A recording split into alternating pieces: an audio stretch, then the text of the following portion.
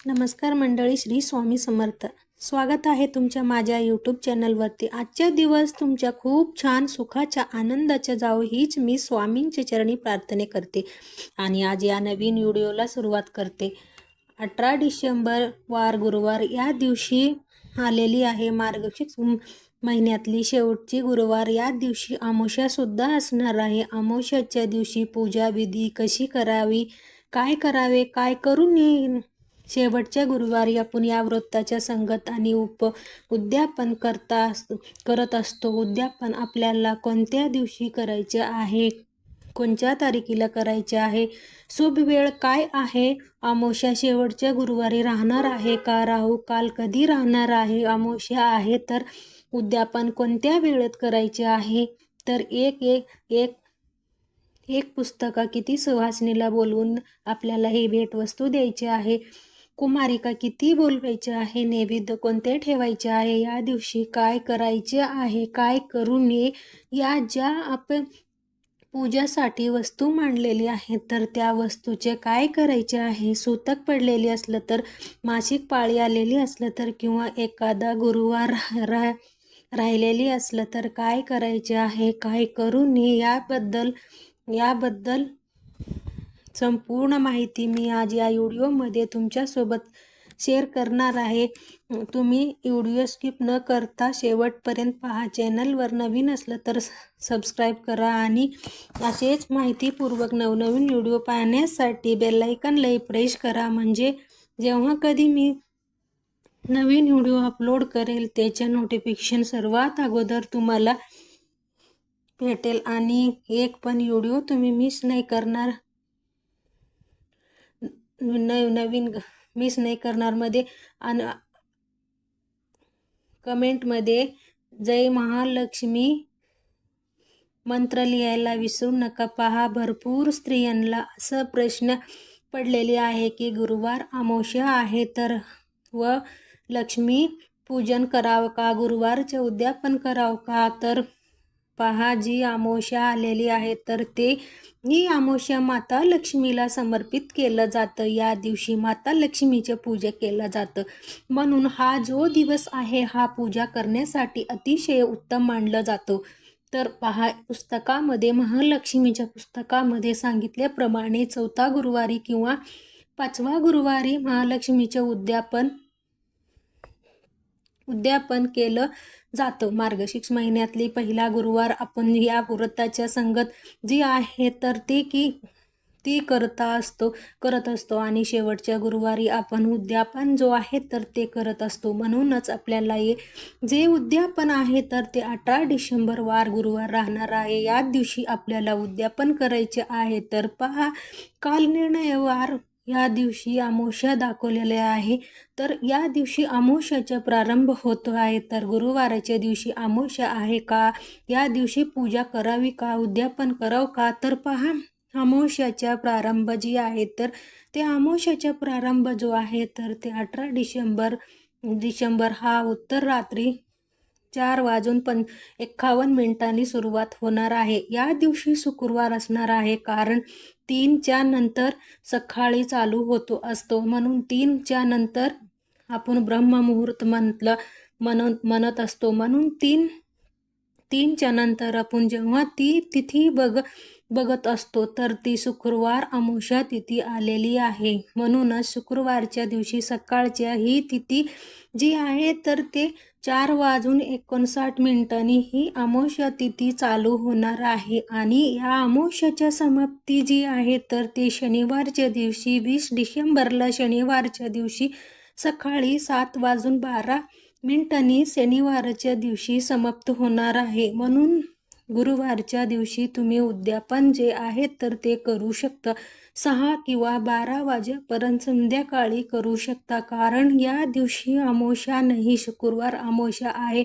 त्यामुळं या दिवशी जो आहे ते अत्यंत शुभ मानलं गेलेली आहे. तर पहा, मार्गशीर्ष महिना जो आहे तर माता लक्ष्मीच्या पूजा करण्यासाठी आणि माता लक्ष्मीचे जे कोणी सेवा करत असतो त्या घरामध्ये धनधान्य संपदा ही कधीही कधीच कमी पडत नाही. घरामध्ये ऐश्वर्य, धनसंपत्तीमध्ये वाढ होतो. कर्ज झालेली असलं तर ते लवकरच लवकर कमी होत असतो. आपल्या सौभाग्याच्या प्राप्ती होण्यासाठी आणि घरामध्ये जे कर्ज किंवा पैसे घरामध्ये जर टिकत नसेल तर पैसा येऊ लागतो. माता लक्ष्मीची सेवा करून, पूजा करून या व्रताच्या संगत केलं जातं. यामुळे घरात राहणाऱ्या कुटुंबावर कधीही वाईट संकट, विघ्न येत नाही. माता लक्ष्मी सौंदर्य आपल्या घरावर स्थिर अवस्थामध्ये राहावे, ज्यामुळे घरामध्ये धन पैसा हा कधीही कमी पडणार नाही. माता लक्ष्मी आपल्यावर प्रसन्न राहावी आणि आपण विधी अनुसार या दिवशी पूजा करून माता लक्ष्मीच्या मंदिरामध्ये जाऊन काहीतरी वस्तू ज्या आहेत तर ते अर्पण केलं जातं. त्यामुळे माता लक्ष्मी आपल्यावर प्रसन्न होते आणि या व्रताच्या संगत सुद्धा केलं जातं. आता पहा ही झाली माहिती की वेळानुसार या उद्यापन कोणत्या वेळात करायचे आहे, कधी करायचे आहे हे झालं उद्यापनाच्या. तर आता आपल्याला पाहायचं आहे की आपलं उद्यापनाच्या दिवशी काय लागणार आहे, किती सवासणीला बोलवायच्या आहेत, कुमारिका किती बोलवायचे आहे, पुस्तकं वाटप किती करायचे आहे, किती स्त्रियांना जर तिन्ही गुरुवार आपल्याला जशी पाहिजे तशी जर सेवा करणं झालं नाही किंवा स्त्री सुक्त पठण तुमच्यानं झालं नाही किंवा महालक्ष्मी अष्टकम पठण झालं नाही तर शेवटच्या गुरुवारी आवर्जून करायचे आहे. ही सेवा केल्याने घरामध्ये दारिद्र्य, गरीब नाव लही उरत नाही, आरोग्य सुधारतो आणि घरामध्ये आजार पण येत नाही. आता या दिवशी आपल्याला लवकर उठायचे आहे. लवकर उठल्यानंतर आपल्याला काय करायचे आहे, आपल्याला एक बादलीमध्ये थोडासा गंगाजल, हळद किंवा तुमच्या घरासमोर थोडासा शेण असेल तर शेण घेऊन घ्यायचे आहे. थोडासा शेण टाकायचे आहे यामध्ये आणि ही जी सळ आहे ह्या मुख्य दारावर आपल्याला शिंपवायचे आहे. यामुळे घरामध्ये लक्ष्मी वास करत असते आणि घरामध्ये दारिद्र्य नावाखाली उरत नाही. वास्तुदोष नकारात्मक दूर होतो आणि घरामध्ये जी व्यक्ती अशी आलेली आहे तर चांगली मनाने आलेली असलं तर तिच्या मनामध्ये वाईट भावना येत नाही. या आपल्याला तिच्या दोष आहे तर ते लागत नाही. सकाळी उठल्यानंतर आपल्याला मुख्य उंबरवट्यावर हळदीचे लेपन करायचे आहे. दोन्ही साईडला माता लक्ष्मीचे पावलं काढायचे आहे. तुळशी माताला या दिवशी आपल्याला कच्च्या गाईचं दूध, त्यामध्ये 2 चमचा आपल्याला जे उसाचा रस आहे, जसं की उसाचा रस जे आहे तर ते टाकायचे आहे 2 चमचा आणि थोडीशी आपल्याला हरभऱ्याची डाळ, त्यामध्ये अखंड तांदूळ टाकायचे आहे आणि हा जो वस्तू आहे हा आपल्याला तुळशी मातेला या दिवशी अर्पण करायचा आहे.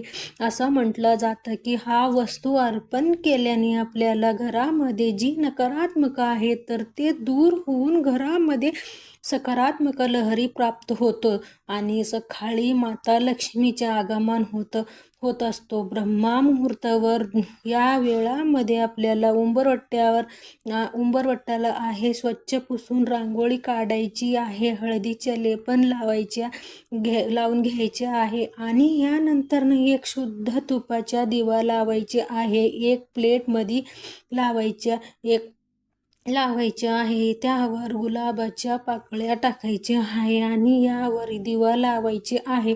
दिव्यामध्ये चिमूटभर हळद टाकायची आहे. दिव्याच्या हळदी कुंकू लावून पूजा करून अगरबत्ती तिथे लावायची आहे. उंबरवट्यावर आपल्याला हळदी कुंकाच्या 5 बोट लावायचे आहे आणि पूजा करून घ्यायची आहे. उंबरवट्याच्या घरामध्ये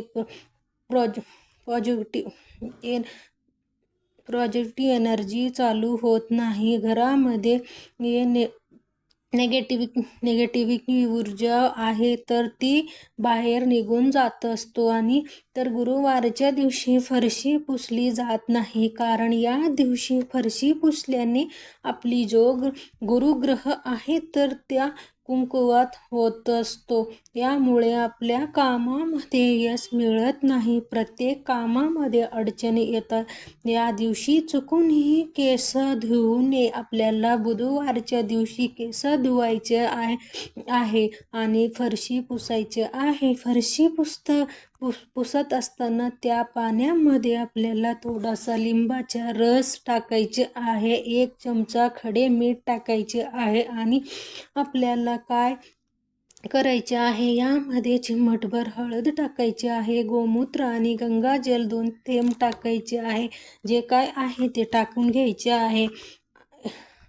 या दिवशी आपल्याला काय करायचे आहे, फरशी पुसून घ्यायची आहे. हेच पाणी जे आहे तर आपल्याला संपूर्ण घरामध्ये तुळशीच्या पाण्यामध्ये शिंपडायचे आहे. ते म्हणजे फरशी पुसल्यासारखा ही होईल आणि घरच्या पवित्र होईल. यानंतर माता लक्ष्मीचे जे कलश मांडून घट आपण तयार करत असतो, माता लक्ष्मीला सजावट असतो, नववारी साडी घालत असतो, तर तशी पद्धतीने आपल्याला कळसाला माता लक्ष्मीचे स्वरूप समजून घ्यायचे आहे.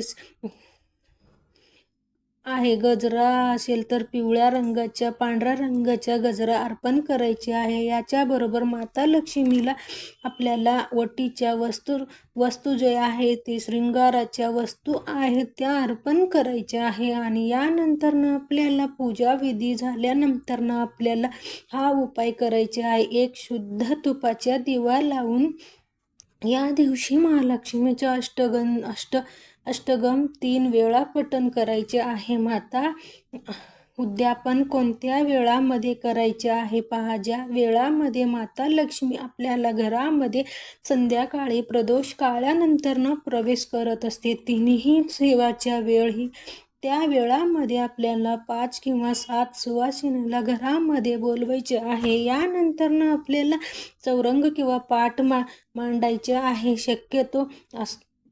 शक्यतो आसन टाकायचे आहे. आणि त्यानंतर काय करायचे आहे, 5 सुवासिनीला आपल्याला जेवण घालायचे आहे, किंवा तुम्ही 1 सुवासिनीला जेवण घातलं तरीही चालेल. तुम्ही 11 महिलांना सुद्धा बोलू शकता. त्यानंतर हळदी कुंकू लावायचे आहे आणि त्यावर काय करायचे आहे, एक पुस्तक जी आहे तर माता लक्ष्मीचे जे पुस्तक आहे तर 5 किंवा 9 किंवा 7 असेल तर या पुस्तकाला पहिल्यांदा हळदी कुंकू लावायचे आहे. यानंतर याच्यावर 1 फळ असेल तर ते ठेवायचे आहे. केळी ठेवू शकता, सफरचंद ठेवू शकता, किंवा फळाऐवजी तुम्ही खारीक ठेवलं तरीही चालेल. त्याला हळदी कुंकू लावून एक फूल ठेवून आपल्याला हे वस्तू जी आहे ते पुस्तक तर आहे तर आपल्याला पदरामध्ये द्यायचे आहे. आणि यानंतर 1 सुवासिनीला आपल्याला खीर जेवू घालायचे आहे. तुम्ही 5ही सुवासिनीला खीर खाऊ घालू शकता. या दिवशी त्यामध्ये तुळशीचे पान टाकायचे आहे. तुम्हाला सुवासिनीला मिळायच्या नाही तर तुम्ही कुमारिकाला बोलू शकता. 5, 6 किंवा 7 असेल तर 9 असेल तर अशा पद्धतीने सुवासिनीला बोलू शकता. महिला बोलू शकता, मुलगी असेल तर किंवा महिला असेल तर या दोन्हीपैकी एकही बोलू शकता, किंवा 1 सुवासिनीला किंवा 1 मुलगीला तुम्ही बोलू शकता. पहा, काही घरासमोर महिला असतात, आपण जरा बोलवलं तरी कधी येत नाही तर मग ऐवजी आपल्याला कोणती गोष्ट जी आहे तर कशी पद्धतीने करायची आहे, अशी वेळ उद्यापन कशी पद्धतीने करायचे आहे, कोणत्या पुस्तक ही वाटप करायचे आहे. एखादी स्त्री नाही मिळाली तर घरातली सुवासिनीला स्त्री काय करायचे आहे, करू नाही कोणाला पुस्तक वाटप करायची, कोणाची ओटीमध्ये आपल्याला ही वस्तू टाकायची आहे. याच्याबद्दल माहिती पाहण्यात आता पहा हे उपाय जो आहे तर हे कुमारिकांना केलं असलं तर मुलगीला केलं असलं तरी मुलीलाच आपल्याला बोलवायचे आहे आणि मुलीलाच पुस्तक म्हणून वाटप करून द्यायचे आहे. या दिवशी आवर्जून आपल्याला हळदी कुंकू लावल्यानंतर महिला असेल किंवा लहान मुलगी असेल तर त्यांची पाय पडायचे आहे. कारण जे लहान मुलगी आहे किंवा सुवासिनी आहे तर तिला माता लक्ष्मीचे स्वरूप म्हटलंच गेलं आहे.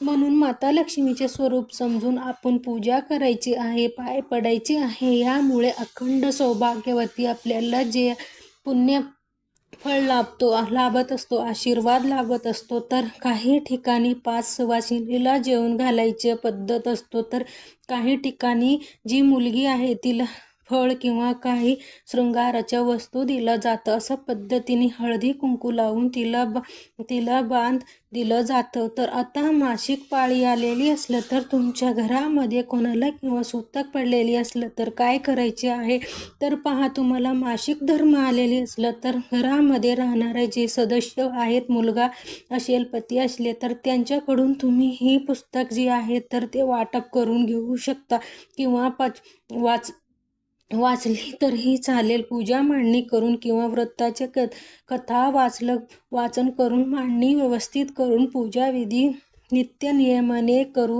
करून तुम्ही अशा पद्धतीने मंत्र म्हणून हा जो उपाय आहे तर सोडू शकता, उद्यापन करू शकता. किंवा मोबाईलवरती श्रवण केलं तरीही चालेल किंवा मोबाईलवरती श्रवण केलं तरी चालेल, आरती म्हटलं तरीही चालेल. शेजारी एखादी महिला असलं किंवा मुलगी असली किंवा कन्या असलं तर तिच्याकडून तुम्ही हा उद्यापन करून घेऊ शकता. ज्या स्त्रीला मासिक पाळी आलेली असलं तर तिला कशालाही हात लावू नये. एक ठिकाणी आसन टाकून बसायचे आहे आणि कोणत्याही वस्तूला हात न लावता आपल्याला हे उद्यापन व्यवस्थित करून घ्यायचे आहे. तर काही घरामध्ये असं असतं की जर मासिक पाळी आली तर पहा, काही घरामध्ये असं असतं की मासिक पाळी आल्यानंतर घरामध्ये जे पुरुष व्यक्ती आहे किंवा मुलगी आहे ते त्यांना देवाणा करण्यासाठी इंटरेस्ट नसतो किंवा काही पूजा करत नाहीत. मग अशा वेळेस काय माता लक्ष्मी म्हणून तो 6 पुस्तक तोपर्यंत आपल्याला पूजा विधी करायच्या आहे. जमत नसलं तर गुरुवाचन, उद्यापन किंवा कथा वाचन, आरती करता येणार नाही. जर तुमच्या 10 किंवा 12 दिवसाच्या सूतक आहेत तर ते संपेपर्यंत तुम्हाला पूजा विधी करता येणार नाही. महिलांनो, जे गुरुवार येतं त्या गुरुवारी आपल्याला उद्यापन जो आहे तर ते करायचे आहे. बरेच जणांना कमेंट असतं की आम्ही इतरांकडून पूजा विधी करून घेतलं तरी चालेल का? सूतक पडलेले असलं तर विधीपूर्वक आपल्याला घरामध्ये पूजा करता येत नाही. तर पहा, सूतक पडलेली असलं तर घरामध्ये पूजा चालत नाही. 12 ते आपल्याला 10 दिवस जो आहे ते नित्यनियमाने जो आहे तर ते पाळायचेच असतात.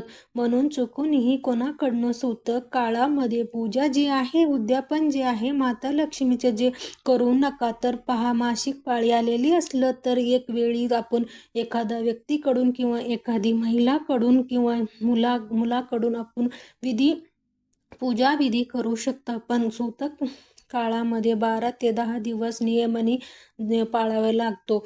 शास्त्र वेगळं आहे. मासिक पाळी आल्यानंतर याचं शास्त्र वेगळं आहे. म्हणून दोन्हीमध्ये फरक आहे. म्हणून पूजा विधी आपल्याला चुकून या वेळामध्ये करायच्या नाही. तर आता उद्यापन करत असताना या दिवशी तुम्ही ह्याच्या उद्यापन करणे, त्या दिवशी तुम्ही अचानक गावाला गेला असलं तर बाहेर गावी गेले असलं तर उद्यापन कशी करायचे आहे तर पहा, ह्या पौष महिन्यामध्ये जे गुरुवार येणार आहे, पहिला गुरुवारी आपल्याला उद्यापन करायचे आहे. बाहेर गावी गेले असलं तरीही उपवास जो आहे ते गुरुवारचे सोडायचेच नाही, आपल्याला पकडायचेच आहे. तर पुढच्या गुरुवारी दिवशी उद्यापन करायचे आहे. कारण दरवर्षी 5 किंवा 4 गुरुवार जे आहेत तर ते पडत असतात. यावेळी 4 गुरुवार पडलेली आहेत. जरी तुम्ही तुमच्या 5 ते तरी गुरुवार शेवटचे गुरुवार म्हणजे या गुरुवार सोडून 18 तारखेला आपल्याला पौष महिन्यातली गुरुवार नियम आहे तर पाळायचेच आहे आणि या उद्यापन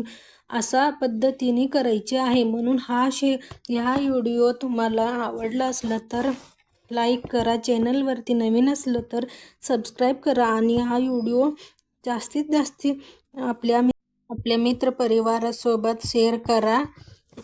चला तर मग भेटूया असेच एक नवनवीन व्हिडिओमध्ये. तोपर्यंत सर्वांना श्री स्वामी समर्थ.